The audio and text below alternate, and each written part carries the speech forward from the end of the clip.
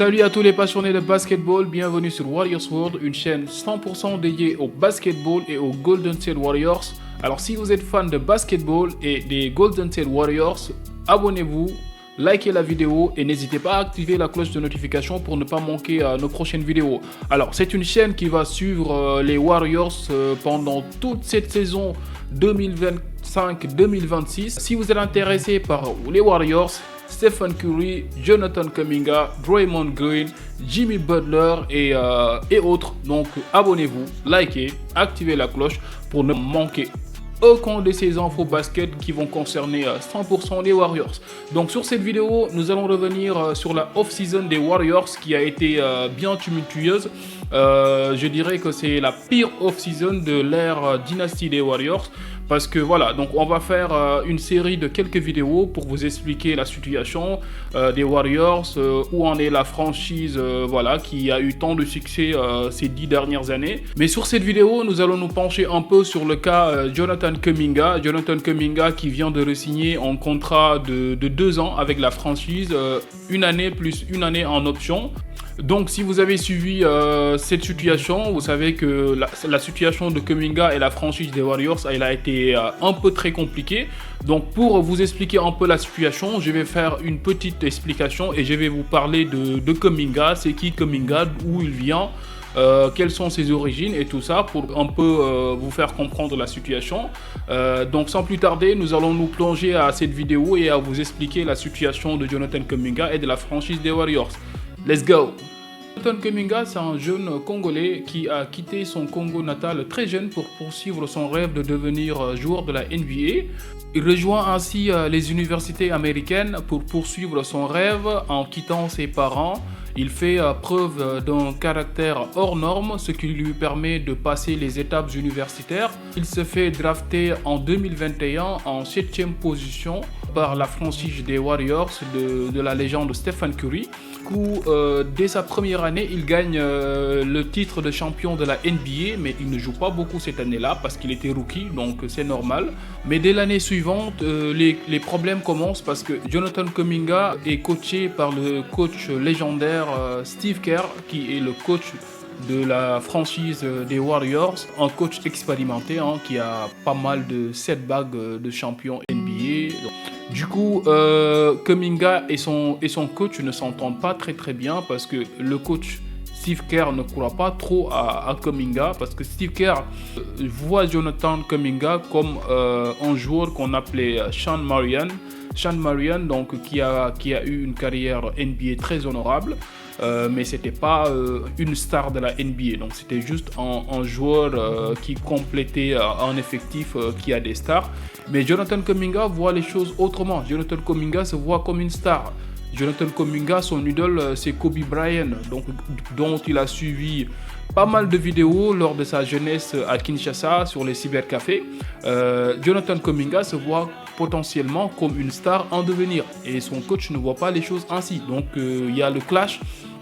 Et le point culminant vient lors de la saison 2023-2024 où Jonathan Kuminga, lors d'un match des Warriors contre les Denver Nuggets, match dont il a fait une très belle performance d'ailleurs. Donc sur les 2 premières quarts-temps, il a eu 18 minutes de jeu. Sur ces 18 minutes de jeu, c'est 16 points, 5 sur 7 au tir, 5 rebonds et 4 passes décisives. Donc Jonathan Kuminga est sorti dès le 3e quart-temps par Steve Kerr qui rejoint le banc et ne revoit plus le parquet pendant tout le match. Donc match où les Warriors menaient de 18 à 19 points jusqu'à 5 minutes, 6 minutes de la fin de la partie. Les Warriors finalement finissent par perdre ce match à la dernière minute sur un tir fou de Nikola Jokic, le génie serbe, qui déclenche un tir à 3 points du milieu de terrain et qui donne la victoire aux Denver Nuggets.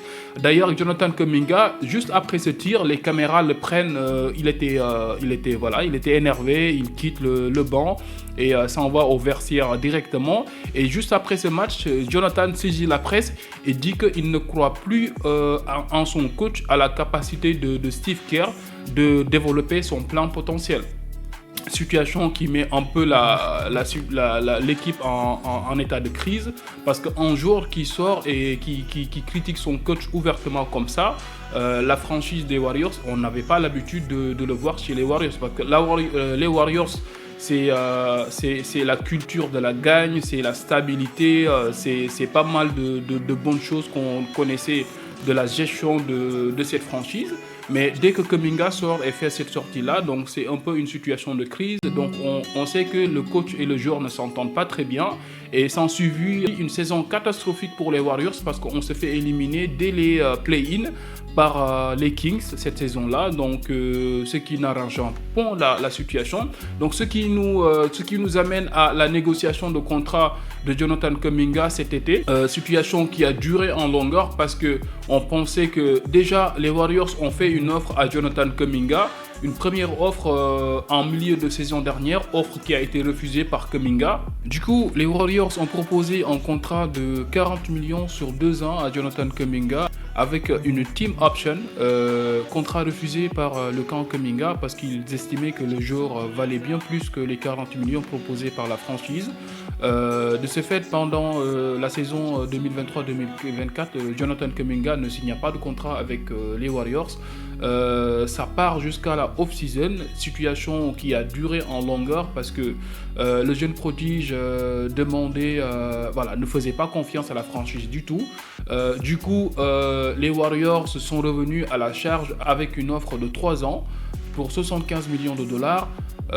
Avec toujours une team option, mais le camp Kuminga refusait catégoriquement ces offres-là parce que eux, ce qui les intéressait, c'est un contrat avec une player option. Player option qui signifie que à la fin du contrat, le joueur a la possibilité de signer avec l'équipe qu'il veut. Il y a eu 2 autres équipes qui ont fait des offres à Jonathan Kuminga. C'est les Sacramento Kings qui ont fait une offre de 3 ans pour 63 millions en offrant un premier tour de draft qui est protégé, ce que les Warriors ont refusé parce qu'ils veulent un premier tour de draft qui est non protégé, ce qui leur permettrait d'avoir une marge de manœuvre après la période de Steph Curry. Les Kings ont proposé Malik Monk en échange avec un premier tour de draft qui est toujours protégé, ce qu'encore a refusé catégoriquement les Warriors.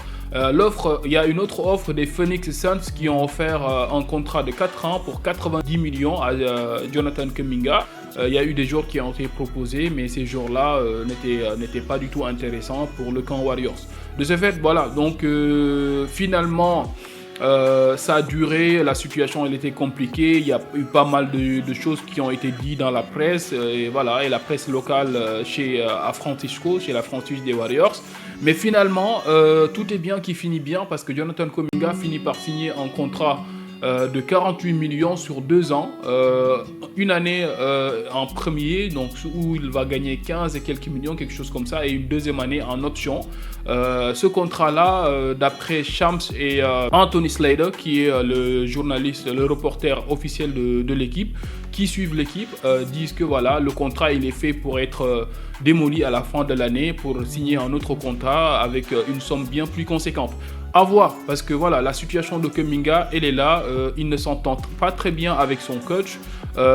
C'est une situation qui est très délicate, mais moi je vois que cette année peut être l'année de Kuminga, parce que vu la situation, vu le contrat qu'il a signé actuellement, qui lui donne une certaine stabilité, parce qu'un jeune qui vient du Congo, qui réussit à s'imposer dans la grande ligue, voilà, donc qui a une assurance actuellement avec les 48 millions qu'il a, et actuellement la charge qui est derrière lui, parce que il ne s'arrive pas à s'imposer. Donc même si on peut dire que c'est de la faute de Steve Kerr un peu, qui ne lui a pas donné du temps de jeu. Mon avis, parce que moi je suis quelqu'un qui aime très bien Jonathan Kuminga, j'aime son style de jeu, je voudrais que Kuminga soit l'avenir des Warriors, si vous voulez mon avis. Quand Steve Kerr donne du temps de jeu à Jonathan Kuminga, plus de 30 minutes, Jonathan Kuminga a toujours prouvé qu'il était capable de scorer, il était capable de porter l'équipe. mais son scoring n'a pas tout le temps résulté sur des victoires. Donc c'est ça que reproche Steve Kerr à Jonathan Kuminga, parce qu'il dit que Jonathan Kuminga, son style de jeu est un style, on appelle ça un style isolation. Donc c'est un contre un. Tu lui donnes le ballon, il va faire la différence, il va attaquer le panier et essayer de scorer. C'est ça le style de jeu de Jonathan Kuminga, qui est un peu similaire à celui de Jimmy Butler. Jonathan Kuminga, un excellent joueur, athlétique, puissant, voilà, vraiment explosif. J'aime vraiment ce style de jeu-là. Quand il attaque le cercle, il est intenable. Ce que je kiffe.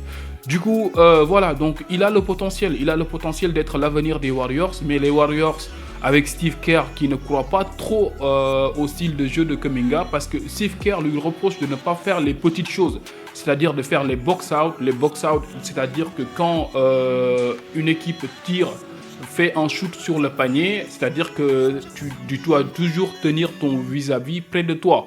Le pousser pour ne pas qu'il prenne les rebonds, ces détails-là. Donc, côté défense, il a les armes pour être un très bon défenseur, mais il est un défenseur individuel. Un contre un, il est bon. Donc, perimeter défense, donc défense de première ligne, il est très bon en ça.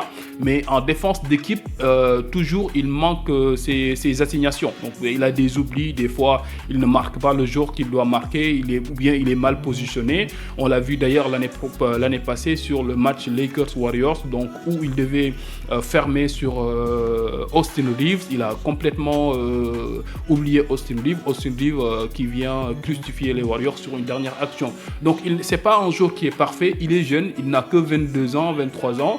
Il a le temps de se parfaire et il est entré dans la grande ligue à 18 ans. Donc actuellement c'est sa 4e année. L'année dernière devait être l'année de l'explosion de Jonathan Kuminga. Ça n'a pas été le cas parce que sa situation avec son coach c'est un peu compliqué. Il y a eu sa blessure au moment où il était en train d'exploser ses stats. Par manque de chance, il s'est blessé juste à ce moment-là. Mais bon, espérons que cette année soit l'année de Jonathan Kuminga, parce que si c'est le cas, avec les moves que Warriors a fait pour cette off-season, je pense que ça peut donner quelque chose et ça peut être prometteur pour la suite. C'était tout pour cette vidéo. Ne manquez pas la prochaine vidéo où on va parler plus amplement de la off-season des Warriors, des moves que les Warriors ont effectués. Qu'est-ce que ça va donner pour la prochaine saison pour les Golden State Warriors. Alors si vous êtes fan des Warriors, abonnez-vous, likez et activez la cloche de notification pour ne pas manquer nos prochaines vidéos. C'est Warriors World, fan de basketball. Je vous dis merci et salut à vous. Ciao, ciao.